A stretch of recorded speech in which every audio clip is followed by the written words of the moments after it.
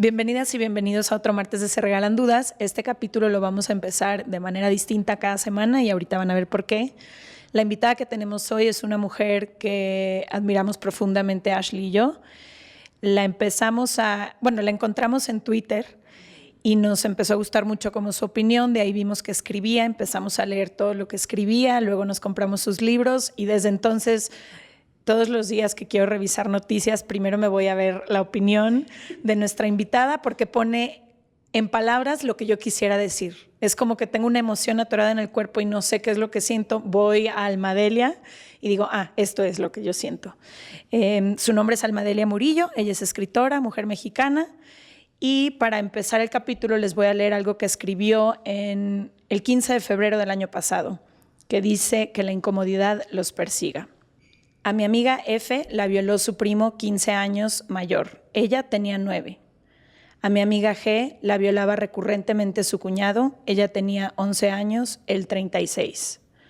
Tuve una compañera de trabajo a la que su marido mató por un ataque de celos frente a su hija de 6 años. Mi madre tuvo que huir de incontables lugares en donde era trabajadora del hogar porque los señores de la casa se sentían con derechos sobre su cuerpo. A mí me violó un vecino de 20 años cuando yo tenía 6. Crecí como todas las mujeres, esquivando abusos, intentos de tocamientos, escuchando obscenidades en la calle, tapando mi cuerpo, abrazando la mochila contra mi pecho en el transporte público, amarrándome un suéter en la cintura y sobre los jeans para cubrirme las caderas, abotonándome la camisa hasta el cuello. Me hice adulta toreando editores que hacían propuestas sexuales desde su lugar de poder. Directores de medios periodísticos que con 2 copas de más quieren tocarte. Organizadores de ferias de libro que quieren saltar a establecer una relación personal. Me hice adulta acostumbrada a la incomodidad pegada al cuerpo, a la inseguridad adherida en cada poro de la piel. Es extraño, pero no te das cuenta hasta que te das cuenta. Las familias de F y de G se enojaron cuando ellas hablaron de los abusos. Años después, y en una conversación entre adultos, el padre de F le confesó que no confrontó al violador para no incomodar. Leyeron bien, para no incomodar. A mi amiga G, sus padres le dijeron que no hicieron nada porque se podía fracturar la familia entera, porque habría que proteger las relaciones, los domingos a la mesa con los abuelos, los apellidos, los trabajos, los dineros. Había que protegerlo todo menos a ellas. El hombre que mató a mi compañera de trabajo hace más de 20 años se suicidó. Ninguna familia de los hombres que trataron de abusar de mi madre perdió 1 milímetro de equilibrio. Ella se quedó sin trabajo incontables veces. Me daba la mano, volvíamos a la calle, sobrevivimos al mundo. Una y otra vez le escuché decir, es muy triste ser mujer. Mi violador está muerto, hay quienes esperan que descanse en paz, yo no. La columna sigue, el escrito que hizo Almadelia, lo pueden leer después completo, pero creo que esto nos ayuda a poner en contexto de lo que vamos a hablar hoy, la realidad de todas las mujeres en este país, en toda Latinoamérica y en la mayor parte del mundo entero.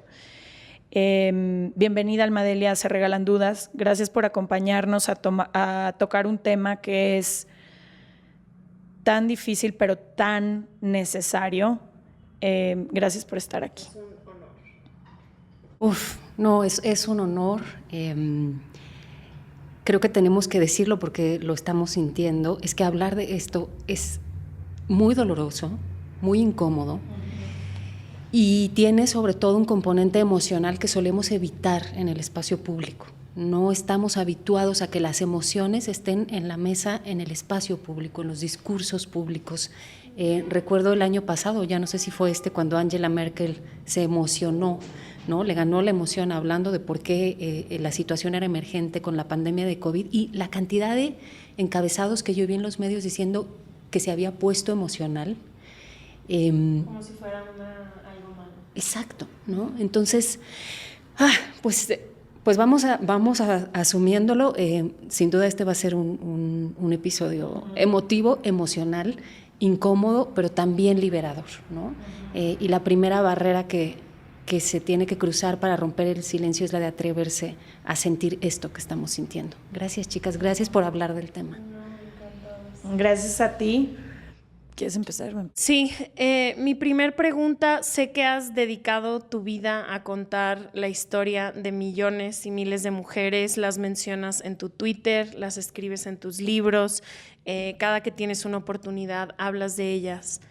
¿Por qué has decidido dedicar tu vida a contar historias de mujeres que han sido matadas? Pues porque creo que las que estamos vivas y estamos bien y tenemos un montón de privilegios, ya sé que hay gente a la que no le gusta que hablemos de privilegios, pero hay que hablarlo, ¿no?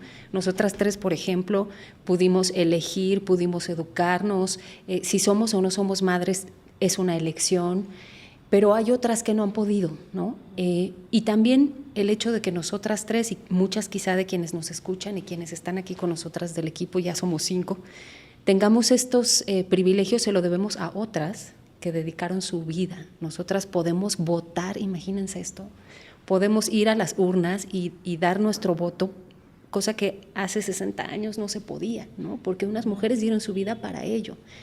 Y podemos usar un método anticonceptivo porque hubo otras mujeres que insistieron y dieron su vida para ello. Y podemos ir a la universidad. Había una época en el mundo que estaba prohibido que las mujeres entráramos a la universidad. A mí eso me parece alucinante y estúpido, ¿no? O sea, la humanidad se estaba perdiendo la mitad de su potencial nada más porque las mujeres no podíamos entrarle. Entonces, es una deuda colectiva, lo que trato de decir, que viene de antes. Hablo de generaciones así en abstracto, pero hablo de mi madre y seguramente de la de ustedes, y de mi abuela y seguramente la de ustedes y sus hermanas grandes, y quiero hasta llorar, ¿no? O sea, y mis tías, hay muchas mujeres y mis hermanas mayores y mis amigas mayores que me dieron esto. Entonces, pues así es este diálogo, ¿no? Entre las mujeres. Por eso, es mi elección y también, bueno, es mi vocación, y si no hiciera esto estaría muy frustrada. Sí. Ya viví 20 años de Godínez muy frustrada, muriendo de ansiedad, y pues por todas esas razones. Sí, creo que ahorita que pones todo eso en contexto, yo sé que a muchas personas hasta el día de hoy les asusta el término feminismo, pero cuando tú ves lo que todas estas mujeres feministas y revolucionarias en su momento hicieron por nosotras para liberarnos y tanto que queda por hacer, es que yo no entiendo otra manera de ser mujer, que no sea como tú dices, abriendo estos espacios y luchando desde la posibilidad que tenemos cada una de nosotras porque todas las demás podamos estar incluidas y podamos, sobre todo, ocupar más espacios. Yo, perdón que te interrumpa, creo que las mujeres con las que yo me he topado que dicen, no, es que yo no soy feminista, no han estudiado. No entienden el término, ¿no? No entienden Feminismo. el término, pero además no... O sea, si repasas la historia es imposible no ser feminista. Es muy complicado. O sea, yo creo que la mayoría de las mujeres no están conscientes de dónde viene su derecho al voto. No están conscientes de dónde y cuántos años pasaron para que hubiera 50 alumnas de medicina y 50 alumnos de medicina. O sea, como que creo, y hasta yo de más chica no tenía idea. Crecí, el privilegio te ciega, crecí con el privilegio de escoger a la universidad que yo quería ir, con la carrera que yo decidía. Y creo que la mayoría de las mujeres que a veces no se sienten identificadas con el término feminista es porque tienen un tipo de privilegio que uno las bloquea o no han tenido el privilegio de poder estudiar siquiera, o no tienen ni siquiera la situación en donde puedan entrar en un contexto donde entender de derechos o saber es su prioridad máxima. Siento que están tratando de sobrevivir, viven en hogares violentados. O sea, creo que muy rara vez alguien completamente consciente con la historia elige no ser feminista. Hay una cosa que a mí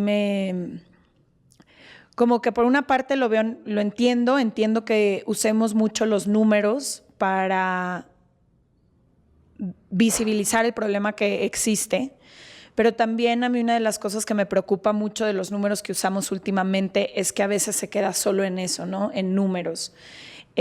Compartí hace poquito en mis redes que 62 mujeres viven violencia sexual cada hora en México. Estamos hablando de 1,468 mujeres al día, ¿no? Y mujeres que son mamás, hijas, hermanas, tías. Y luego cuando hablamos de feminicidios, por ejemplo, sabemos que de 9 a 10 mujeres mueren todos los días por el simple hecho de ser mujer, la mayor parte de las veces por parte de su pareja, que es quien las mata. Pero también lo que a mí me preocupa mucho de usar estos números, que cuando los digo se me enchina toda la piel, es eso, que detrás de cada una de estas personas hay una historia. Hay una historia que no conocemos, que no está siendo contada y que al final no se reducen a números. Es preocupante los números porque te ayudan a entender la magnitud del problema, pero también a veces te alejan un poco de la verdadera situación, porque ¿qué pasa si a uno de estos números le pones el nombre de la mujer que más amas en tu vida? Creo que ahí es cuando todo cambiaría y ahí es cuando todas y todos nos involucraríamos en este problema que es aún peor que la pandemia cuando lo ponemos en números, ¿no? Recién leía un libro que se llama Quemar el Miedo, que escribió este colectivo que se llaman Las Tesis, que son las chicas chilenas que nos dieron al mundo este performance del violador eres tú, que es tremendo y es brutal y sabemos que incomoda y es agresivo, así es. Se hacen una pregunta que dice, ¿quieren saber de un virus letal, de una pandemia que lleva milenios? Nos están matando, ¿no? Pero me parecen importantes dos cosas que acaban de decir las dos. Primero es lo de, ¿por qué yo, Almadelia Murillo, que lo sepan, hasta hace no muchos años también decía, yo no soy feminista, ¿no? Porque hay como un estigma sobre eres feminista, entonces eres violenta, peleonera, nunca vas a tener pareja, no te gustan los hombres, no te depilas, no usas desodorante, no te pones labial, ¿no? Como dice Chimamanda, entonces deberíamos ser, y terminas diciendo, bueno, soy una feminista depilada que se pone contenta, labial, que me gustan feliz, los hombres, sí. Estoy contenta. Porque el feminismo no es una batalla de mujeres contra hombres, el feminismo es un movimiento social urgente, humanista y necesario para desmontar un sistema que se llama patriarcado, en el que todas y todos hemos atravesado y seguimos viviendo en modelos machistas, ¿no? No somos las mujeres contra los hombres, es un sistema. Y por otro lado, pues hay muchos feminismos. Hay un feminismo muy radical que toma las calles, que tiene un discurso muy duro y que ese se vuelve muy mediático. Y quizá por eso la gente dice, no, yo no quiero ser feminista, ¿no? Pero luego hay muchas otras variables, hay otras maneras de hacer colectivo y de hacernos en colectiva, ¿no? Y finalmente está algo que yo siempre digo y es, yo no quiero tener los mismos derechos, las mismas oportunidades, la seguridad de salir a la calle sin irme tapando, escondiendo, la de elegir si quiero o no ser madre, la de vivir mi sexualidad como me dé la gana porque soy mujer. Quiero todo eso porque soy un ser humano. Y al humanismo se le ha olvidado durante siglos que el humanismo nos incluía. Ellos nos echaron, nos quitaron el derecho del voto, de la educación, de la libertad patrimonial. Entonces, como que hay que desbaratarlo un poquito, ¿no? Y lo del dato y los números de mujeres asesinadas es brutal, pero hay que decirlo porque de otra manera no se dimensiona. Y también hay que decir que el feminicidio es el grado máximo de violencia de género, pero que probablemente empezó antes, cuando se burlaron de ti, te gritaron en la calle, te dijeron cómo tenía que ser tu cuerpo, ¿no? Te manipularon, etcétera, ¿no? Te saturaron de mensajes, educaron de una manera distinta a tus hermanos que a ti, fueron pasando cosas, ¿no? Y llega hasta acá. Y una cosa que es tremenda es que es transversal, o sea, sucede en todas las clases sociales. Esa era mi pregunta para ti, de tantas mujeres que has contado su historia, que has escrito, que has entrevistado. A veces creemos que son casos aislados, mujeres que vivían a lo mejor en zonas extremadamente marginadas, pero sucede alrededor de la República Mexicana, en cada una de las clases sociales, en todo tipo de trabajos, en todos lados. Sí, a ver, si pensamos históricamente, por ejemplo, las monarquías eran profundamente machistas, ¿no? Y había que sacrificar a la hija del rey. O sea, ¿qué nivel social o clase social más alta pueden imaginar que esa? Pero las hijas de los reyes nacían para ser parte de un capital político. Eso es machismo. En un nivel... Era una estrategia política una mujer. Y luego sigue pasando en familias con ciertos apellidos, con cierto patrimonio, sigue pasando que las hijas se juegan para sumar o no al patrimonio familiar o al corporativo en turno. O sea, eso es machismo. Como también sucede que una mujer que vive en la Sierra de Puebla está mucho más expuesta porque además no tiene a la mano recursos de de planificación familiar a un montón de cosas, ¿no? Yo publiqué ese texto que leíste, que es durísimo, sí termino diciendo, por lo menos, señores, los que son abusadores y los que son cómplices de los abusadores, carguen ustedes con la incomodidad, ¿no? Ustedes, si no van a pagar con cárcel, porque el 98% de los feminicidios permanecen impunes, si no van a pagar 98%, incluso asesinos confesos. ¿De qué sí lo dicen? Que el asesino dice, fui yo, lo dejan ir. Paguen con la incomodidad de saber que esto existe, ¿no? Quizá con la vergüenza, si les alcanza. Pero lo que quería decir es que después de ese texto, o antes publiqué otro donde yo relaté mi propia experiencia de abuso, y chicas, me llegaron 160 testimonios de mujeres y un hombre que les había pasado, que habían abusado de ellos, y esos 160, el 100% había sido alguien de la familia. Mi abuelo, mi papá, mi hermano mayor, mi primo, y de niveles sociales más bien altos, ¿no? Entonces... Sí, que podían tener acceso a internet, que podían leer tu columna, que podían escribirte, que podían todo eso, nos habla de ya, ¿no? Ya hay un filtro social. Ya hay un filtro social. Sí. No, y claro, creo que o sea, como que creo que ahorita que dices de que hay de todo tipo de familias y el machismo empieza desde muchísimo antes, yo a veces observo las historias de las amigas con las que crecí y ahora las veo y no puedo creer que unas no las dejaron estudiar, teniendo un privilegio enorme, habiendo sido educado y habiendo crecido, se supone, con muchísima educación y muchísimo acceso a todo, papás que decían, no, tú no estudias, no, tú salte de la universidad, no, tú sírvele a tu hermano, no, tu hermano sí, pero tú no, tu hermano sí se puede ir, pero tú no. Y ahora lo veo y digo, es una epidemia en cada uno de los lugares, en cada una de las personas, en todos lados. O sea, no hay COVID que nos alcance para esta pandemia. Uf, lo que acabas de decir es tremendo. Además, ya que lo empiezas a ver, es como si un día el día del no lo puedes Pentecostés, dejar. ya no lo puedes dejar, ya hablas ese idioma, ¿no? O sea, el día que como cuando aprendimos a leer, que por fin desvelas el misterio del alfabeto y las palabras, eso pasa, lo vas viviendo, o sea, te oigo y digo, pero ¿por qué es todavía posible y está normalizado que un papá le diga a su hija, 2021, porque todavía existe, tú no estudias, el plan para ti, ¿tú para qué vas a estudiar? ¿No? Eso es una forma, yo le llamo, de esclavitud. O sea, de todas formas, no solo es un control sobre nuestro cuerpo, sino también sobre nuestras capacidades intelectuales, ¿no? Es brutal. Ahora, creo que, como ustedes dicen, una vez que ves el problema, una vez que ves el sistema, una vez que entiendes el patriarcado, ahorita igual y podemos dar una definición de patriarcado para las personas que por primera vez escuchan este término, empiezas a verlo en todos lados. Los que llaman micromachismos, que como dice Erendira Derbez, no son micromachismos, porque sí, de micro en micro se hace macro. Claro. Pero creo que para empezar a ver desde esta lupa, tenemos que reeducarnos todas las personas, porque tú no vas a ver algo, porque no lo puedes poner en vocabulario hasta que no empieces a entender de qué va.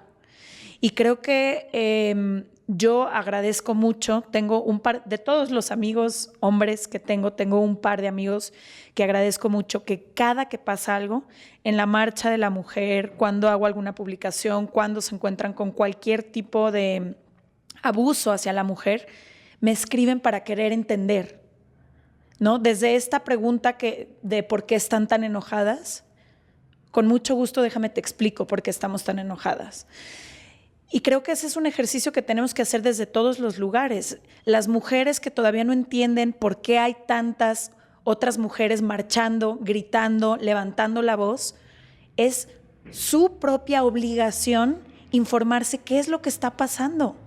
¿Por qué estamos tan desesperadas? ¿Cómo funciona este sistema que nos afecta y a algunos los beneficia de otra forma y que todas formamos parte de él? Y como tú dices, no es nada más unas partes. Creo que cuando lo empiezas a entender, te das cuenta también tú de qué manera formas parte de este sistema y qué puedes hacer desde tu lugar para romper con todo esto, o para abrir espacios, o para levantar la voz, o para explicarle a otras personas, para informar. Hay tantas cosas que podemos hacer y a veces no entendemos nuestra participación también en el problema.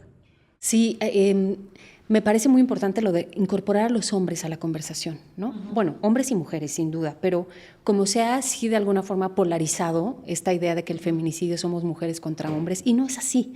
Y yo también agradezco que conozco un montón de hombres que tienen por lo menos la humildad de decir, no entiendo, pero quiero entender. Ya con eso, ¿sabes? O sea, ni siquiera voy a decir la sensibilidad, digo la humildad de decir, no entiendo, pero quiero entender qué está pasando. Y sí creo que tenemos que acercarnos y hacer un ejercicio mutuo de entendimiento. Los hombres también deben de estar sintiendo un montón de cosas, ¿eh? O sea, lo que ha pasado en los últimos años en el mundo, ¿qué les está provocando a ellos? ¿Qué están sintiendo? ¿Y cómo se pueden ellos hacer cargo? Y cómo nos podemos hacer cargo un poco todos de que todas estas emociones removidas, vamos a hablar mucho de emociones, yo ya quiero ir con mi Biblia bajo el brazo, tiene un minuto para hablar de sus emociones. Estás topando conmigo que soy perfecto amante de los emociones. Perfecto. Todo lo que hice el año pasado. ¿Qué hacemos con nuestras emociones alrededor de esto, todas y todos, ¿no? ¿Por dónde empezamos a mencionar lo que está sucediendo? Y claro que el enojo viene del dolor. Y si fuéramos capaces de entender eso, vimos hace un año, creo, un video de esta mujer, Yesenia Zamudio, la mamá de Marichuy, una chica de 19 años que aventaron de un 5º piso, un maestro del Politécnico y otros alumnos.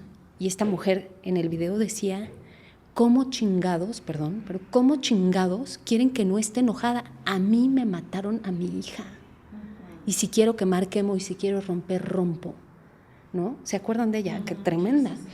Y ahí, claro, pues a mí me dan, les juro, ganas de agachar la cabeza para respetar su dolor y decir qué estamos haciendo, ¿no? O sea, ¿cómo quieren luego que salgan esas señoras, que son miles, si estamos hablando más o menos de 3,000 y pico de asesinatos de mujeres por año? ¿Dónde están esas 3,000 mamás que andan peregrinando por todo el maldito país a ver quién las recibe, a ver quién les atiende, a ver si en la fiscalía, a ver quién las escucha? Se burlan de ella los policías, los MP, las regresan a sus casas, les dicen, ¿qué me trae, señora? La verdad, o sea, les piden a ellas que aporten pruebas para el caso, y ya que las aportan, las descalifican porque las tiene que generar la fiscalía. O sea, ¿qué es eso? ¿Cómo no van a estar enojadas? ¿Quién puede escribir un memorándum en toda calma con ese dolor atravesado y con luego la rabia de la insensibilidad? Y de la injusticia, entender que no importa la gravedad de la forma en que mataron a tu hija o a tu hermana, no va a existir justicia alguna, porque vivimos en un país que lo permite y porque pasa todos los días de 9 a 10 mujeres y sigue habiendo impunidad absoluta. Y creo que también una de las cosas que más nos duele y que más nos enoja es cuando llevamos esto a las máximas autoridades e instituciones que deberían de estarnos protegiendo. Es que es casi como una burla, porque lo ignoran, ni siquiera le dan el espacio o la importancia, como tú dices, a todas estas familias y a todas estas personas de lo que está pasando. Es como, aquí no pasa nada, y sí, es cuestión de partidos políticos. En este podcast están usando esto para hablar de tal cosa. Es como siempre. En este podcast creo que nunca hemos hablado de partidos políticos, ni lo vamos a empezar a hacer, pero es que no importa el color, la respuesta de todos siempre es la misma. Sí, o sea, llevamos por lo menos 30 años, y no significa que este fenómeno tenga solo 30 años, lleva desde que este país existe, o sea, desde hace 500 años podríamos citar casos, ¿no? Pero ninguno ha respondido. Desde las muertas de Juárez, estamos hablando de los años 90 hasta ahora, hemos cambiado de partido, de administración, de presidentes 3, 4 veces, a ninguno le ha importado, ¿no? Y ahora que las escuchaba y me escuchaba con esta desesperación de las madres, decía, por eso el fenómeno y la tragedia no se acaba, porque nadie les hace caso, nadie recibe ¿no? sus denuncias, sus demandas, sus quejas. Del otro lado de eso lo que hay es, si eres el asesino, nadie te va a hacer nada. O sea, el mensaje que hay detrás de eso es, vas a permanecer impune. Los hombres saben que pueden hacerlo y que no les va a pasar nada. Lo llevan sabiendo toda la vida, porque son poquísimos, contados los casos donde se ha detenido al agresor y se ha procesado. Y ahí tenemos a todos los agresores en lugares de poder ¿no? Casi celebrados, como si no estuviera pasando nada. Hay algo, no me acuerdo si tú lo escribiste, pero ayer que estaba leyendo de todo esto, alguien decía, ¿por qué casi todas las mujeres, o más bien, no voy a decir casi todas, ¿por qué todas las mujeres, y si no, que alguien escriba a desmentirme, conocemos a una mujer que ha sido abusada o acosada sexualmente? Todas, no conozco ni una sola mujer latinoamericana que no conozca a una hermana o compañera o madre o lo que sea que haya sido abusada o violentada, y ahora resulta que ningún hombre conoce a otro hombre agresor. Porque no lo ven, porque los hombres están ciegos a esta realidad, porque probablemente fueron incluso testigos de acosos, de hostigamientos, de burlas, de violaciones multitudinarias, y no lo vieron porque creyeron que eso no era una violación. Ella estaba borracha. Ella había ido a la fiesta, ella traía una minifalda, ¿no? No es que no esté sucediendo, es que ellos no lo ven. O el sistema en el que crecen justifica y les hizo creer que esto era algo que podía suceder. Ese es el pacto del que tanto hemos hablado. El pacto es un permiso tácito, invisible, no nombrado, pero que existe, entre hombres. Hay un pacto entre ellos que les permite ser violadores, asesinos, violentadores, agresores, y no les va a pasar nada. Historia Andrés Roemer, ¿no? ¿Cuántos años lleva ese señor? Nos quedamos en 61 casos. 61. Que se han dicho. Que se han dicho. Porque de cada uno hay 3 atrás que no se dicen. Y ese es otro gran tema, lo que dice Ash, la punta del iceberg de eso, la punta del iceberg del otro político guerrerense, la punta del iceberg de los datos de feminicidio que estamos dando, que son brutales, siguen siendo la punta del iceberg, porque todo lo que no se denuncia y lo que no se sabe, o lo que no se toma como feminicidio, ¿no? Que dicen que hay muchísimos asesinatos de mujeres que luego no los reporta el Ministerio Público como feminicidios y no los tenemos en los números, pero están sucediendo absolutamente todos los días. Sí, el año pasado fueron más de 3.200 registradas mujeres asesinadas, pero se registran la mayoría como homicidios dolosos y como feminicidios 969. ¿Cuál sería la diferencia entre esos dos? La Fiscalía ya determinó, digamos, las variables que tiene que cumplir el hecho del feminicidio, ¿no? Y entonces cuando se logra en la denuncia cumplir con todas esas variables, entonces se le cataloga como feminicidio y los otros son homicidios dolosos. También lo que pasa es que el nivel de descomposición en el que está este país, aparecen muchos cuerpos de mujeres que se sabe que fueron asesinadas, ¿no? El peritaje dice fueron asesinadas, pero nadie está presentando una denuncia, nadie la está reconociendo, nadie está... Sí, igual que en las desaparecidas, que pasa lo mismo, que son millones de mujeres, miles y millones de mujeres que están desaparecidas, y como tú dices, hay familias enteras que peregrinan el país buscando una respuesta de dónde está el cuerpo de mi hija. O sea, déjame tener un poco de paz sabiendo que el cuerpo de mi hija que está, y es un país entero, un sistema político entero, un sistema de justicia que literalmente no le importa. Tengo otra pregunta para ti. ¿Cuál crees? Yo sé que no hay formas buenas o formas malas de hacerlo, pero tú desde tu trinchera y de todo lo que has visto alrededor de estos años de contar la historia de tantas mujeres, ¿cuál crees que es la forma de hacer el acto más revolucionario? ¿Sería seguir hablando de esto, leyendo de esto, educándonos de esto? O sea, ¿qué hacemos las mujeres que te acompañan a ti y que tú nos acompañas a nosotras, que estamos en una situación donde a lo mejor podríamos leer más, educarnos más, hablar más del tema? Sobre todo para cerrar esa idea, hay una pregunta con la que cierras una de tus notas que me encanta, que dice, ¿cómo vamos a reparar todo lo que está roto? Ay, chicas, qué pregunta tan difícil.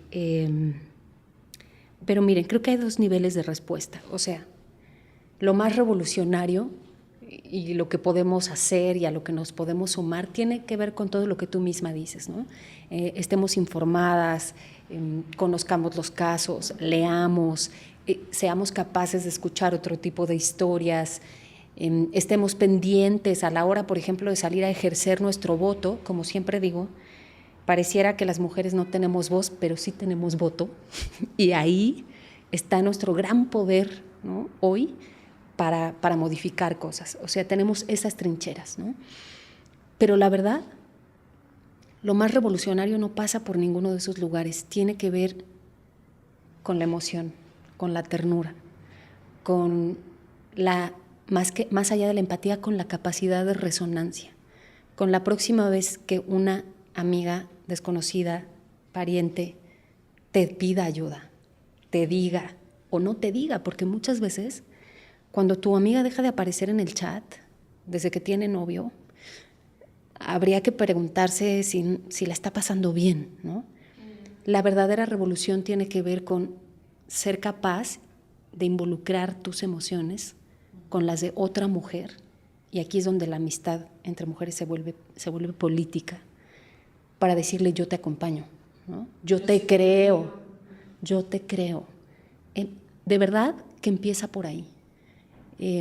Porque en automático vamos a ser invadidas ante una situación de estas por milenios que nos han educado a decir, se lo buscó por puta, porque salió, es mentirosa, está manipulando. Ay, así no se ve una víctima. No es violación. No es violación. ¿Por qué está tan entera y no está destrozada? ¿O por qué está destrozada, está fingiendo? Antes de todo eso, creo que la revolución más profunda sí tiene que ver con la capacidad de resonancia y empatía con nosotras, entre nosotras, hacia nosotras, ¿no? Creo que por ahí. Creo que a mí una de las cosas que más me gusta de lo que está pasando ahorita, sobre todo con estas mujeres feministas que nos estamos uniendo entre todas y tomando de la mano, es esta frase que dice, tocan a una, respondemos todas. Que hasta se me corta un poquito la voz, pero a mí me hace sentir que el día que a mí me pase, va a haber alguien ahí para sostenerme. Y creo que también muchas veces no vemos lo que están haciendo todas estas mujeres, pero lo más importante es entender que si mañana te pasa a ti, ellas son quienes van a responder. Muchas veces no vemos la dimensión del problema porque no te ha pasado a ti o a tu hermana o a tu persona o a tu mujer más cercana. Pero el día que les pase, estas mujeres a las que criticas, las que consideras violentas, las que se organizan, las que todo, son las que van a ir a luchar y a gritar y a hacer todo para que se haga justicia también por ti.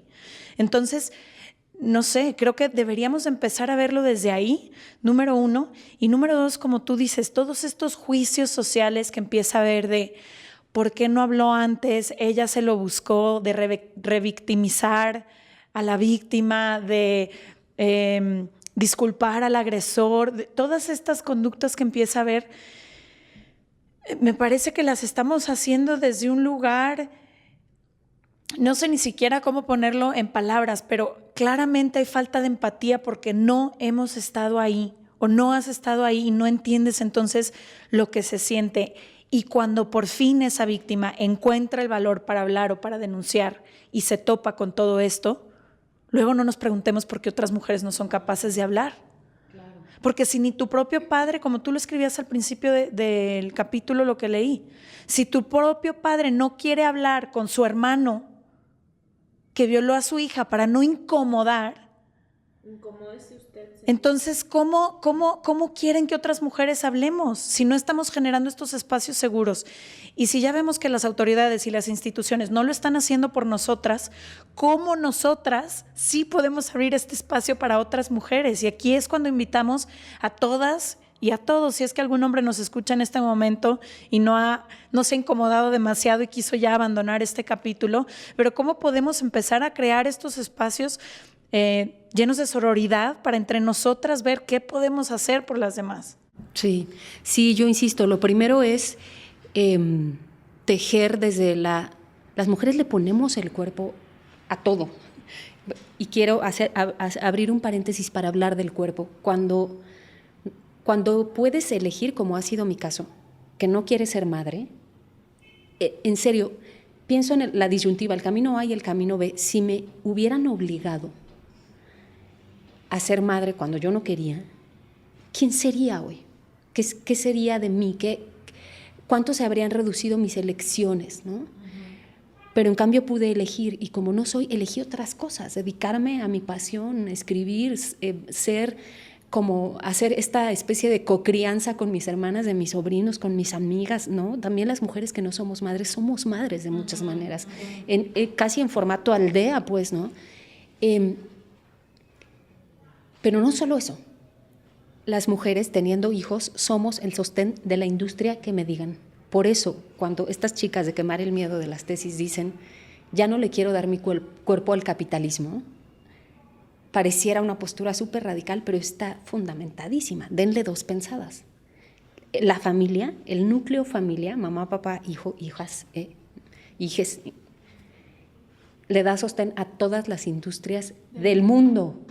Pero no solo, las mujeres que tienen hijos también le dan soldados a la guerra. Esto lo dice Margaret Atwood tremendo en El cuento de la criada, ¿no? El cuerpo de las mujeres se está alimentando. Y luego ahora, además, le engordamos el caldo con el voto a los políticos, ¿no? Porque les damos triunfos electorales arrasadores gracias a que nosotras también votamos. Y entonces lo estamos dando todo y no nos lo están devolviendo. Entonces, yo insisto, y miren que me he ganado, una vez me trolearon, pero así miles, y lo voy a decir además, ¿quién fue? Porque era 10 de mayo y dije, sí, qué maravilla las madres, pero este mensaje también merece la pena que exista. Si no quieres ser madre, está bien. Es una elección muy válida que tendríamos que escuchar tanto como la otra, ¿no? Exacto. Bueno, me tomó screen de pantalla Chumel Torres, lo puso en su cuenta, me llovieron como 20,000 insultos porque me atreví el 10 de mayo a decir, además mi Twitter era súper respetuoso, pues, ¿no? Que quienes no quieran ser madres, eso está bien. Se burlaron de mí, ¿quién me creó? Ególatra, se trata de las mamás, no de ti, o sea. Pero bueno, sí, lo castigado que es a veces decidir cualquier otra cosa de lo que ha sido. O elegirte a ti misma, ¿no? Parece el sumum de la soberbia, de la...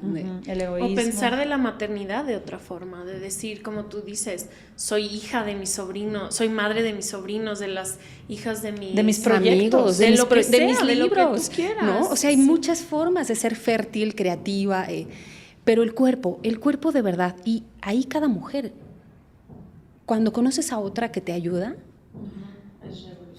ya, ahí empieza. La ternura es revolución. La resonancia, la empatía, la amistad entre dos mujeres empieza una revolución. Entonces, fíjate que ahorita que dices cuando conoces a otra mujer que te ayuda, una de mis tareas en años recientes, yo todavía no sé si quiero ser mamá, no tengo clara ni una postura ni la otra, entonces estoy un poco bailando entre ambas. Pues porque es un deseo que va y viene, sí, ¿no? Sí, claro. Porque no lo tengo claro aún y no quiero precipitarme a tomar ninguna decisión. Pero además, porque he batallado mucho con esta idea de pensar que para realizar mis proyectos profesionales tengo que sacrificar mi vida personal y ideas y creencias que escuchamos desde niñas las mujeres. Y entonces una tarea que fue súper liberadora que me la dieron en terapia fue busca ejemplos de mujeres que cumplan esa otra creencia que tú creías que no existía. Y desde que empecé con esa tarea, incluso Ashley ahora me ayuda y me dice, ve a tal mujer, y empiezo a encontrar ejemplos de mujeres que no han tenido hijos o que no tuvieron y que son sumamente felices y están sumamente realizadas. Mujeres que han encontrado un equilibrio entre hacer lo que les gusta y también criar a sus hijos o también llevar una pareja exitosa o una pareja feliz o lo que sea. Entonces, a mí me ha ayudado mucho las mujeres que me sostienen en mi vida, las mujeres que me dieron un ejemplo de algo que quizá no es lo que yo voy a elegir, pero también las mujeres que me ayudan por medio de la representación a cosas que yo no conocía en mi realidad más cercana. Mujeres que se han atrevido a abrir caminos que no han sido transitados, que no son caminos cómodos, que son caminos muy juzgados socialmente, pero necesarios para que otras mujeres sintamos que sí podemos hacerlo también. Y creo que ahí viene algo que es súper importante y yo siempre lo digo, es las historias que me han contado y las historias que he leído de mujeres me han cambiado la vida. Porque creo que la mayoría de nosotras no crecemos con representación necesaria. O sea, yo soy la primera mujer de mi línea directa de mujeres que va a la escuela. Yo fui la primera mujer que me gradué de universidad, la primera mujer que es económicamente independiente. Ni mi mamá, ni mi abuela, ni mi bisabuela. O sea, soy la primera. Entonces, a veces como que crees que no existe la posibilidad porque no la puedes ver. Si yo te hablo de Marte, si no ves una foto de Marte, cada quien tiene una versión completamente diferente de este país, de este planeta del que hablan. Entonces creo que por eso también es muy importante contarnos las historias entre nosotras, leer libros de mujeres que hayan llegado a donde tú crees que no se puede llegar, porque es imposible de otra manera imaginarlo. O sea, para mí, si yo no hubiera tenido la posibilidad de leer, porque diario lo he dicho y por eso en Se Regalan Dudas le echamos las ganas del mundo al Club del Libro, porque si yo no hubiera leído la vida de estas mujeres, probablemente sin haber estudiado y habiéndome quedado en mi casa hubiera estado bien, yo hubiera cumplido con el propósito que la sociedad me marcaba, pero porque leí dije, ¿cómo? ¿Cómo que hay gente que estudia? ¿Cómo que hay gente que hace esto? ¿Cómo que hay gente que, cómo que puedo decir no quiero ser mamá? Aunque sí quiera. ¿Cómo es que puede existir? Pero es solo si contamos nuestras historias. También por eso siempre decimos, cuenta tu historia. Hay gente que la quiere escuchar y hay gente que la necesita. Porque Ay, si no... Te oigo y me emociono. Porque si no, ¿cómo? ¿Cómo le vamos a hacer para poder tener representación? Eso es increíble, que tú digas, soy la primera mujer de mi familia, fíjate, que estudia, que fue a la universidad. Bueno, yo soy la primera de mi familia que dijo, no quiero ser mamá, ¿no? Y fue un proceso raro, complicado, pero a la vez respetado, amoroso. Y claro, ahora mis sobrinas, tengo una que me dice, ay, no, yo quiero ser como tú, ¿no? Y a lo mejor no quiere ser como yo, pero vas haciendo visibles otros caminos. Sí, por lo menos ellas ya saben que existe la opción y si sí, cómo se ve. Claro, claro, eso me parece, y mientras te oía además pensaba, por ejemplo, en el caso de Marie Curie.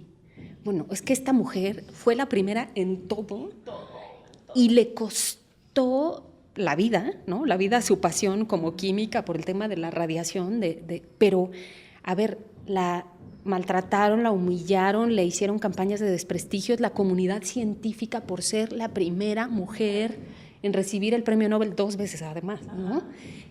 Pero yo leí La ridícula idea de no volverte a ver, sí, que es Rosa Montero contando lo de Marie Curie, y me vuelvo a emocionar, ¿no? Entonces sí, por eso hay que contarlo, por eso hay que quede registro, o sea, que alguien se lo platique a alguien, que esté en un libro, en un texto, en un blog, en un podcast, por eso es tan importante. ¿Sabes también? Porque la historia la cuentan los que ganan y en su mayoría los hombres. Entonces, sí, las personas en poder y durante todos los años han sido hombres. O sea, ¿cuántas mujeres con avances científicos se ha agarrado un hombre y ha dicho yo lo descubrí? No, ni siquiera eso. Imagínate durante años, bueno, yo me acuerdo cuando estudiaba, no sé, historia del arte y así, ¿cuántas mujeres estudiábamos? A ninguna. A ninguna. Escritoras, pintoras, música, no había. Ahorita empieza a haber algunas, pero durante años no nos ponía ni siquiera a estudiar. Entonces el mundo entero como lo conocemos es desde la perspectiva la mayor parte de las veces del hombre.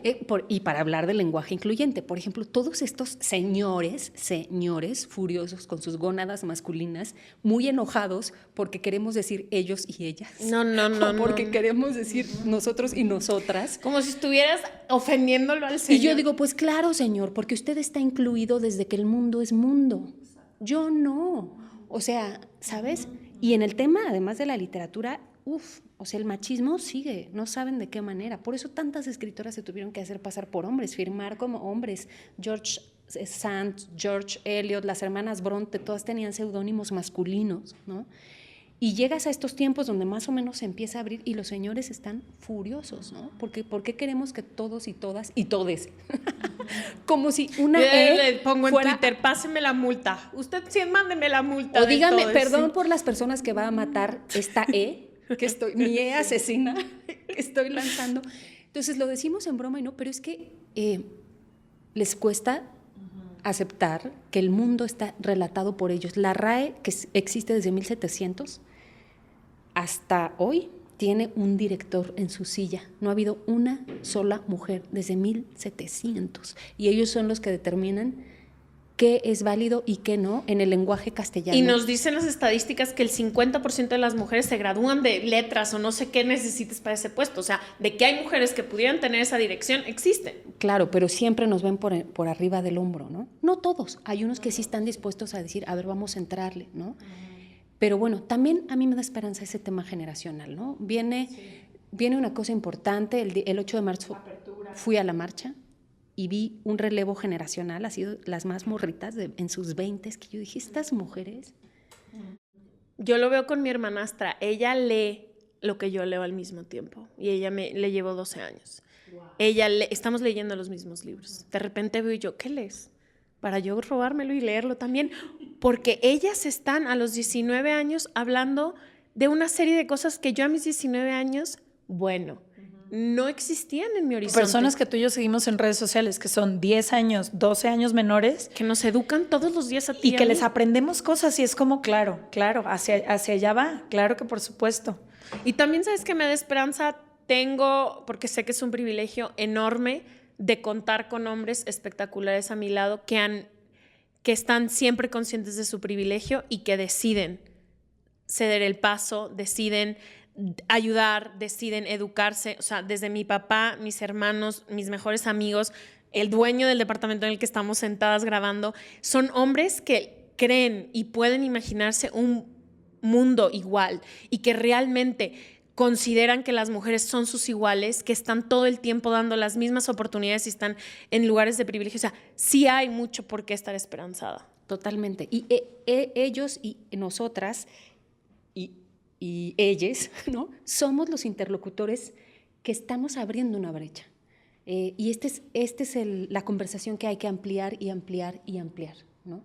Sí, yo también tengo esperanza. Claro que vamos para un mejor lugar, aunque falte muchísimo. La UNESCO recién hacía un prorrateo al ritmo en que avanzan las mujeres a llegar a los puestos más altos. Estamos a 132 años de alcanzar la equidad. O sea, las hijas de mis hijas. Para que los puestos principales, los cargos políticos, la dirección del mundo sea llevada tanto por hombres como por mujeres. Ay, querida, pues por eso no hay que rendirnos. No hay que rendirnos, qué necesario capítulo, porque no encuentro otra palabra para decirlo. Vamos a pedirte que nos leas una pregunta de nuestro libro y nos des tu respuesta antes de despedirnos, pero yo solamente te quiero decir que vi que hace unas semanas te estaban troleando muy duro en redes y dijiste, ya no sé si lo que estoy haciendo vale la pena. Por lo menos en mi camino has cambiado todo, entonces yo siempre creo que si impactas a una persona ya todo valió la pena. Sigue, hay muchísimas mujeres que te seguimos y que estamos juntas en esto. Me haces llorar, bye. Pues es la verdad. Gracias. Ahora sí, ¿qué pregunta eliges del libro? Ok, tengo un libro de Se Regalan Dudas con preguntas y hay una que dice, ¿qué significa tener éxito o por qué consideramos que algunas personas son exitosas y otras no? Y elegí esta pregunta porque me gusta mucho, tengo una cruzada personal contra el éxito, porque me parece que es una palabra espantosa que nos ha cargado de expectativas huecas, vacías, que se ha encargado de dividir el mundo en exitosos y perdedores. ¿Qué es eso, no? Y se ha vuelto muy rentable porque muchos tienen en el centro de su negocio, su core business, es venderte el camino al éxito. Y nada más falta de humanidad que creer en ello, ¿no? Solo para rematar diré que hay dos cosas. Perder es bellísimo. La belleza de perder te regala aprendizaje, humildad, renacer, reencontrarte, o sea, perder está bien. Y dos, esta fórmula que dice que el éxito es la felicidad, me parece que es exactamente al revés. Si haces lo que te hace feliz, lo que te apasiona, lo que te mueve, es muy probable que te vaya bien y se acerca a eso, me choca la palabra éxito, pero por invertir, ¿no? Es más bien la felicidad la que te puede llevar al éxito, ¿no? Es más bien elegir tu pasión, tu deseo, tus búsquedas, tu gozo, lo que te puede llevar a que las cosas salgan bien. Lo otro es una cárcel en la que yo veo muchísimas personas frustrándose en oficinas, en corporativos, queriendo ser exitosos, ¿no? Ya, odio el éxito. Gracias por estar aquí, te agradezco infinitamente que nos hayas regalado esta hora de tu tiempo. Vamos a dejar todas las redes de Alma, todos los links a sus libros, a su Patreon, que sé que tienes Patreon, para que se puedan suscribir en seregalandudas.com/suscríbete y nos vemos el próximo martes. Gracias. Gracias. Qué placer. Ay, el placer nuestro. Bye.